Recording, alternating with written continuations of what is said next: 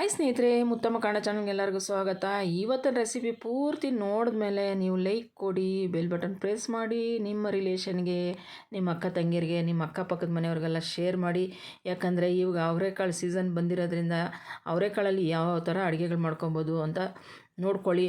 ಈಗ ನಾನು ತೋರಿಸ್ಕೊಡ್ತಾ ಇರೋದು ಬೋಟಿಯಲ್ಲಿ ಇದ್ಕಿದ ಬೇಳೆ ಹಾಕಿ ಮಾಡ್ಕೊಳೋದು ಯಾವ ರೀತಿ ಅಂತ ತೋರಿಸ್ಕೊಡ್ತಾ ಇದ್ದೀನಿ. ತುಂಬ ರುಚಿಯಾಗಿರುತ್ತೆ. ಇದಂತೂ ಇಡ್ಲಿಗೆ, ದೋಸೆಗೆ, ಚಪಾತಿಗೆ, ಪೂರಿಗೆ ಎಲ್ಲದಕ್ಕೂ ಚೆನ್ನಾಗಿರುತ್ತೆ.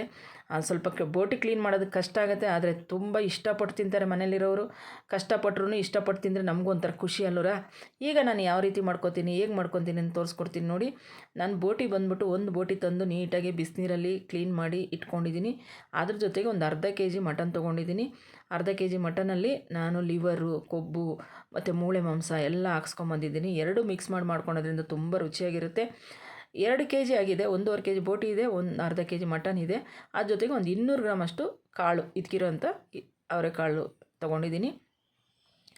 ಇದು ಬಂದ್ಬಿಟ್ಟು ಕೊಬ್ಬು ಸಪ್ರೇಟಾಗಿ ನೋಡಿ, ಇದು ಕರಳಲ್ಲಿರೋಂಥ ಕೊಬ್ಬು ಸಪ್ರೇಟಾಗಿ ಬಿಡಿಸಿಟ್ಕೊಂಡಿದ್ದೀನಿ. ಇದು ಮಟನಲ್ಲಿರೋದು ದಪ್ಪ ಪೀಸ್ ಇರೋದು ಮಟನಲ್ಲಿರೋದು.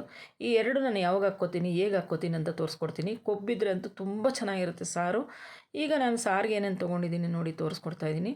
ಖಾರದ ಪುಡಿ 1 ಸ್ಪೂನಷ್ಟು ಖಾರದ ಪುಡಿ ತೊಗೊಂಡಿದ್ದೀನಿ. ಅದ್ರ ಜೊತೆಗೆ 3 ಸ್ಪೂನಷ್ಟು ಧನಿಯಾ ಪುಡಿ, ಅದ್ರ ಜೊತೆಗೆ ಗಸಗಸೆ ಬಂದ್ಬಿಟ್ಟು 1 ಸ್ಪೂನ್ ತೊಗೊಂಡಿದ್ದೀನಿ. ನಾನು ಏನೇನು ತೋರಿಸ್ತಾ ಇದ್ದೀನಿ ಇಷ್ಟು ನೀವು ಹಾಕ್ಕೊಂಡು ಮಾಡಿಕೊಂಡ್ರೆ ಸೂಪರಾಗಿರುತ್ತೆ ಬೋಟಿ ಸಾರು. ಇದ್ಕಿದ ಬೇಳೆ ಹಾಕ್ಕೊಂಡು ಮಾಡ್ಕೊಳೋ ಸಾರು ತುಂಬ ಚೆನ್ನಾಗಿರುತ್ತೆ.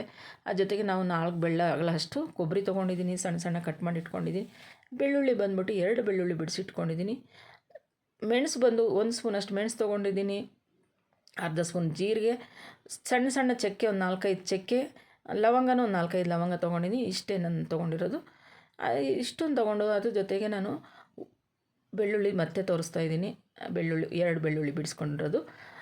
ಮತ್ತು ಇದು ನೋಡಿ ಕಡಲೆಪಪ್ಪು, ಒಂದು 3 ಸ್ಪೂನಷ್ಟು ಹುರ್ಗಡ್ಲೆ ತೊಗೊಂಡಿದ್ದೀನಿ. ಅದ್ರ ಜೊತೆಗೆ ತೊಳೆದಿಟ್ಕೊಂಡು ಒಂದು ಸ್ವಲ್ಪ ಕೊತ್ತಂಬರಿ, ಒಂದು ಸ್ವಲ್ಪ ಪುದೀನ, 2 ಈರುಳ್ಳಿ ಬಿಡಿಸಿ ಚಿಪ್ಪೆ ಬಿಡಿಸಿ ತೊಳೆದಿಟ್ಕೊಂಡು ಕಟ್ ಮಾಡಿ ಇಟ್ಕೊಂಡಂಥ ಈರುಳ್ಳಿ, ಒಂದು ನಾಟಿ ಟೊಮೊಟೊ. ಇಷ್ಟು ಮಸಾಲೆ ಹಾಕ್ಕೊಂಡು ಮಾಡ್ಕೊಳ್ಳಿ.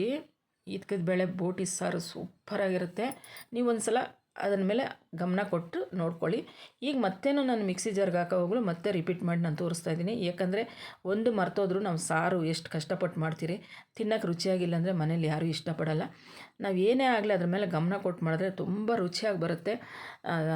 ತಿನ್ನೋದಕ್ಕೂ ಅಷ್ಟೇ ಖುಷಿ ಪಟ್ಕೊಂಡು ತಿಂತಾರೆ. ಯಾಕಂದರೆ ಸ್ವಲ್ಪ ಬೋಟಿ ಕ್ಲೀನ್ ಮಾಡೋದು ಕಷ್ಟ ಅನಿಸುತ್ತೆ, ಆದರೆ ತುಂಬ ಇಷ್ಟಪಟ್ಟು ತಿಂತಾರೆ. ನೋಡಿ ಎಲ್ಲ ನಾನು ಹಸಿದೆ ಮಿಕ್ಸಿ ಜಾರ್ಗೆ ಹಾಕ್ಕೋತಾ ಇದ್ದೀನಿ. ಮತ್ತೆ ತೋರಿಸ್ತಾ ಇದ್ದೀನಿ ನೋಡಿ ಏನೇನು ಹಾಕ್ಕೋತಾ ಇದ್ದೀನಿ ಅಂತ. ನಾನು ಧನಿಯಾ ಪುಡಿ ಎಲ್ಲ ಮನೆಯಲ್ಲೇ ಮಾಡ್ಕೊಳೋಂಥದ್ದು. ಈ ಖಾರದ ಪುಡಿ ಎಲ್ಲನೂ ನನ್ನ ಹಳೆ ವೀಡಿಯೋಗಳಲ್ಲಿ ಹೋಗಿ ನೋಡಿ ಎಲ್ಲ ಮನೆಯಲ್ಲೇ ಮಾಡ್ಕೊಳೋಂಥದ್ದು. ಈಗ ಪುದೀನೂ ಸ್ವಲ್ಪ ಸೇರಿಸ್ಕೊತಾ ಇದ್ದೀನಿ. ಅದ್ರ ಜೊತೆ ಕೊತ್ತಂಬರಿ ಸೊಪ್ಪು ತೋರಿಸಿದ್ನಲ್ಲ ಅದನ್ನು ಸೇರಿಸ್ಕೊಂಡು ಇದಕ್ಕೆ ಎಷ್ಟು ಬೇಕೋ ಅಷ್ಟು ನೀರು ಹಾಕ್ಕೊಂಡು ನಾನು ಇದನ್ನು ನುಣ್ಣಗೆ ಮಿಕ್ಸಿಯಲ್ಲಿ ರುಬ್ಕೋತಾ ಇದ್ದೀನಿ. ಒಂದು ಸಲಕ್ಕೆ ಸಾಕು ಮಸಾಲೆ, ನುಣ್ಣಗೆ ರುಬ್ಕೋಬೇಕು ಇದನ್ನು.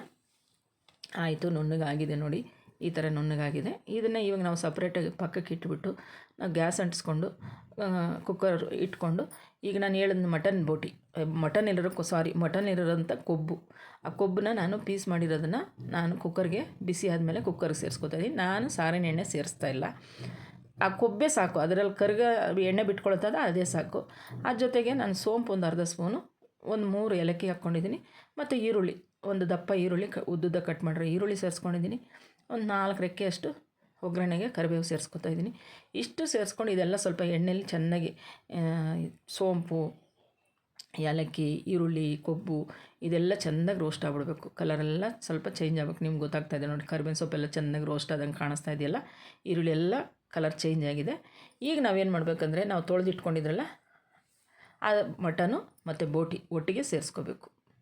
ಇದನ್ನು ಒಟ್ಟಿಗೆ ಸೇರಿಸ್ಕೋಬೇಕು. ನೋಡಿ ಎಷ್ಟು ಕ್ಲೀನಾಗಿ ಕ್ಲೀನ್ ಮಾಡಿದ್ದೀರಂದರೆ ಅಷ್ಟು ನೀಟಾಗಿ ಬರುತ್ತೆ. ನೀವು ಬೇಕಾದರೆ ಹಳೆ ವೀಡಿಯೋನ ಹೋಗಿ ನೋಡಿ, ನಾನು ಕ್ಲೀನ್ ಮಾಡೋದು ಯಾವ ರೀತಿ ಅಂತಲೂ ತೋರಿಸ್ಕೊಟ್ಟಿದ್ದೀನಿ. ಬೋಟಿ ಗೊಜ್ಜು ಮಾಡಿ ಹಾಕಿದ್ದೀನಿ. ಬೋಟಿ ಅಂತೂ ತುಂಬ ಆರೋಗ್ಯಕ್ಕೆ ನಮಗೆ ತುಂಬಾ ಒಳ್ಳೆಯದು. ಈ ಶುಗರ್ ಪೇಷಂಟ್ಗಳಿಗೆ, BP ಇರೋರಿಗೆಲ್ಲ ತುಂಬ ಒಳ್ಳೆಯದು. ಈಗ ರುಚಿಗೆ ತಕ್ಕಷ್ಟು ಉಪ್ಪು ಸೇರಿಸ್ಕೊಂಡು ಅದ್ರ ಜೊತೆಗೆ ಒಂದು 1/4 ಸ್ಪೂನಷ್ಟು ಅರಿಶಿನ ಸೇರಿಸ್ಕೊಂಡು ಚೆನ್ನಾಗಿ ಮೇಲೆ ಕೆಳಗಡೆ ಎಲ್ಲ ತಿರುಕೋತಾ ಇದ್ದೀನಿ. ನೋಡಿ ಅದು ಬಿಸಿ ಆಗ್ತಾನೆ ಬೋಟಿ ಕಲರ್ ಚೇಂಜ್ ಆಗ್ತಾಯಿದೆ. ಈ ಥರ ನಾವು ಚೆನ್ನಾಗಿ ತಿರುಗಿಬಿಟ್ಟು ಈಗ ಅದಕ್ಕೆ ನಾನು 2 ಇಂಚು ಶುಂಠಿ ತುರಿದು ಸೇರಿಸ್ಕೊತಾ ಇದ್ದೀನಿ. ಯಾಕಂದರೆ ಶುಂಠಿ ತುರಿದು ಸೇರಿಸ್ಕೊಂಡು ಇದರಲ್ಲಿ ಬೇಯಿಸ್ಕೊಂಡ್ರೆ ಈ ಬೋಟಿಯಲ್ಲಿ ತಿಂತಾಯಿದ್ರೆ ಒಂಥರ ಆ ಟೇಸ್ಟೇ ಎಷ್ಟು ಚೆನ್ನಾಗಿರುತ್ತೆ ಅಂದರೆ ತಿನ್ನೋದಕ್ಕೆ ಅಷ್ಟು ರುಚಿಯಾಗಿರುತ್ತೆ. ನಾನು ಶುಂಠಿ ಅಂತೂ ಮಿಕ್ಸಿ ಜಾರ್ಗೆ ಹಾಕ್ಕೊಂಡಿಲ್ಲ, ತುರಿದ್ಬಿಟ್ಟು ಹಾಕ್ಕೊಂಡಿದ್ದೀನಿ. ನೀವು ಇದನ್ನು ಗಮನ ಕೊಟ್ಟು ನೋಡ್ಕೊಳ್ಳಿ, ಮಾಡ್ಕೊಳ್ಳಿ. ಈಗ ನಾನು ಅದನ್ನು ಶುಂಠಿ ಮತ್ತು ಒಗ್ಗರಣೆ ಹಾಕಿದ್ನಲ್ಲ, ಉಪ್ಪು ಅಷ್ಟನ್ನೆಲ್ಲ ಹಾಕಿ ಅದನ್ನು ಒಂದು 3 ನಿಮಿಷ ಬೇಯಕ್ಕೆ ಬಿಟ್ಟಿದ್ದೆ. ಎಲ್ಲ ಬೋಟಿ ಎಲ್ಲ ಕಲರ್ ಚೇಂಜ್ ಆಗಿದೆ ಮತ್ತು ನೀರು ಬಿಟ್ಕೊಂಡಿದೆ ನೋಡಿ. ಆ ಬೋಟಿಲಿರೋ ನೀರು ಒಂಚೂರು ನಾವು ನೀರು ಹಾಕಿಲ್ಲ, ನೀರು ಬಿಟ್ಕೊಂಡಿದೆ. ಈಗ ಅದೆಲ್ಲ ಸ್ವಲ್ಪ ಉಪ್ಪು, ಅರಿಶಿನ ಮತ್ತು ಇದೆಲ್ಲ ನಾವು ಒಗ್ಗರಣೆ ಹಾಕಿರೋದೆಲ್ಲ ಚೆನ್ನಾಗಿ ಇಟ್ಕೊಂಡು ಸ್ವಲ್ಪ ನೀರು ಬಿಟ್ಕೊಂಡ್ಮೇಲೆ ನಾವೇನು ಮಿಕ್ಸಿಯಲ್ಲಿ ರುಬ್ಬಿದ್ರು ಆ ಮಸಾಲೆನ ಸೇರಿಸ್ಕೊಂಡು ಮತ್ತೆ ಮಿಕ್ಸಿ ಜಾರನ್ನು ತೊಳ್ಕೊಂಡು ನಮ್ಗೆ ಎಷ್ಟು ಬೇಕೋ ಅಷ್ಟು ನೀರು ಸೇರಿಸ್ಕೋಬೇಕು. ಯಾಕಂದರೆ ಇದು ಸ್ವಲ್ಪ ನೀರಾಗೇ ಇರಬೇಕಾಗುತ್ತೆ. ನಾವು ಕಾಳು ಹಾಕೋದ್ರಿಂದ ಸ್ವಲ್ಪ ಮಂದ ಬಂದುಬಿಡ್ತದೆ ಸಾರು. ಈ ಬೋಟಿ ಸಾರು ಇವಾಗ ಇದು ನೀರಾಗಿದ್ರೇ ತುಂಬ ಚೆನ್ನಾಗಿರೋದು. ನೋಡಿ ಎಲ್ಲ ಮಿಕ್ಸ್ ಮಾಡಿ ಈ ಥರ ನಿಮಗೆ ತೋರಿಸ್ತಾಯಿದ್ದೀನಿ ನೋಡಿ. ಇದಕ್ಕೆ ನಾನಿವಾಗ ಕುಕ್ಕರ್ ಮುಚ್ಚಳ ಹಾಕ್ಕೊಂಡು ಅದಕ್ಕೆ ವೆಯ್ಟ್ ಹಾಕಿ ಏನಿಲ್ಲ ಅಂದರೆ ಒಂದು 2ರಿಂದ 3 ವಿಸಿಲ್ ಕೂಗಿಸ್ಕೋಬೇಕಾಗುತ್ತೆ.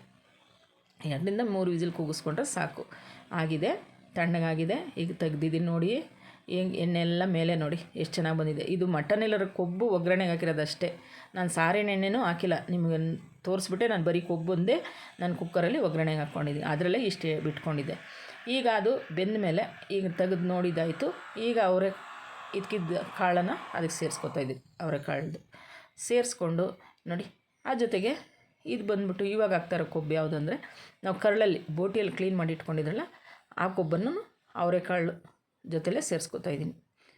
ಸೇರಿಸ್ಕೊಂಡು ಇವಾಗ ಎಷ್ಟು ರುಚಿ ನೋಡ್ಕೋಬೇಕು, ಉಪ್ಪು ಖಾರ ಎಲ್ಲ ಕರೆಕ್ಟಾಗಿದೆಯಾ ಅಂತ ಸ್ವಲ್ಪ ಕೈಗೆ ಹಾಕ್ಕೊಂಡು ನೋಡ್ಕೋಬೇಕು. ಅಕಸ್ಮಾತ್ ಉಪ್ಪೇನಾರು ಕಡಿಮೆ ಆದರೆ ಉಪ್ಪು ಹಾಕ್ಕೊಳ್ಳಿ. ಖಾರ ನಿಮ್ಗೆ ಏನಾರು ಖಾರ ಇಷ್ಟ ಆದವರಾದರೆ ಸ್ವಲ್ಪ ಖಾರನೂ ಹಾಕ್ಕೊಳ್ಳಿ. ನಿಮ್ಗೆ ಹಸಿಮೆಣ್ಸಿನ್ಕಾಯಿ ಇಷ್ಟಪಡೋರು ಬೇಕಾದರೆ ನಾನು ಒಗ್ಗರಣೆ ಹಾಕಿದ್ನಲ್ಲ, ಇದು ಕೊಬ್ಬು ಹಾಕಿ ಒಗ್ಗರಣೆ ಹಾಕಿದ್ನಲ್ಲ ಈರುಳ್ಳಿ ಎಲ್ಲ, ಬೇಕಾದ್ರೆ ಒಂದು 4-5 ಮೆಣಸಿನ್ಕಾಯಿ ಕುಯ್ದು ಒಗ್ಗರಣೆಗೆ ಹಾಕ್ಕೋಬೋದು ನೀವು, ನಿಮಗೆ ಇಷ್ಟ ಆದರೆ. ನಮಗೆ ಸ್ವಲ್ಪ ಹಸಿಮೆಣ್ಸಿನ್ಕಾಯಿ ನಾವು ಜಾಸ್ತಿ ಬಳಸಲ್ಲ, ಅದಕ್ಕೆ ನಾನು ಸ್ವಲ್ಪ ಹಸಿಮೆಣ್ಸಿನ್ಕಾಯಿ ಕಡಿಮೆ ಬಳಸ್ತೀನಿ. ಈಗ ನಾನೆಲ್ಲ ಮಿಕ್ಸ್ ಮಾಡಿ ಇಟ್ಟಿದ್ದೆ. ಈಗ ತಿರುಗಿ ನೋಡ್ತಾಯಿದ್ದೀನಿ. ಕಾಳು ನೋಡಿ ತುಂಬ ನುಣ್ಣಗೂ ಬೇಯಬಾರ್ದು, ಆ ಬಿಸಿಗೆ ಬೆಂದ್ಕೊಂಡ್ಬಿಡುತ್ತೆ ಕಾಳು. ನುಣ್ಣಗೆ ಬೆಂದ್ಬಿಟ್ರೆ ಸಾರು ತುಂಬ ಗಟ್ಟಿಯಾಗ್ಬಿಡ್ತದೆ, ತಿನ್ನೋಕ್ಕೆ ಚೆನ್ನಾಗಿರಲ್ಲ. ಈಗ ಕಾಳು ಬೆಂದಿದೆ, ಬೋಟಿನೂ ಬೆಂದಿದೆ, ಮತ್ತು ಅದಕ್ಕೆ ಹಾಕಿದ್ರಲ್ಲ ಬೋಟಿ ಕೊಬ್ಬು ಅದನ್ನು ಬೆಂದಿದೆ. ಕೊನೆಗೆ ಒಂದು ಸ್ವಲ್ಪ ಕೊತ್ತಂಬರಿ ಸೊಪ್ಪು ಹಾಕಿ ಒಂದು ಕುದಿಸ್ಕೊತಾಯಿದ್ದೀನಿ ನೋಡಿ. ಸೂಪರಾಗಿ ರೆಡಿಯಾಗಿದೆ. ನೋಡ್ತಾಯಿದ್ರೆ ನನಗೆ ತಿನ್ನಬೇಕು ಅನ್ನಿಸ್ತಾಯಿದೆ. ಯಾಕಂದರೆ ಸ್ವಲ್ಪ ಇದೆಲ್ಲ ಮಾಡ್ಕೊಬೇಕಂದ್ರೆ ಸ್ವಲ್ಪ ಕಷ್ಟ ಅನಿಸುತ್ತೆ. ಆದರೆ ಮನೇಲಿರೋರಿಗೋಸ್ಕರ ನಾವು ಕಷ್ಟಪಟ್ಟಾದರೂ ಮಾಡಿದ್ರೆ ಅವ್ರು ಇಷ್ಟಪಟ್ಟು ತಿಂತಾರಲ್ಲ, ಮಕ್ಕಳಾಗಲಿ ಮೊಮ್ಮಕ್ಕಳಾಗಲಿ ಎಲ್ಲರೂ. ಬೋಟಿ ಸೂಪರಾಗಿ ಬಂದಿದೆ. ನೀವು ತಿಂದು ರುಚಿ ನೋಡಿ ಕಮೆಂಟ್ ಮಾಡಿ. Thank you.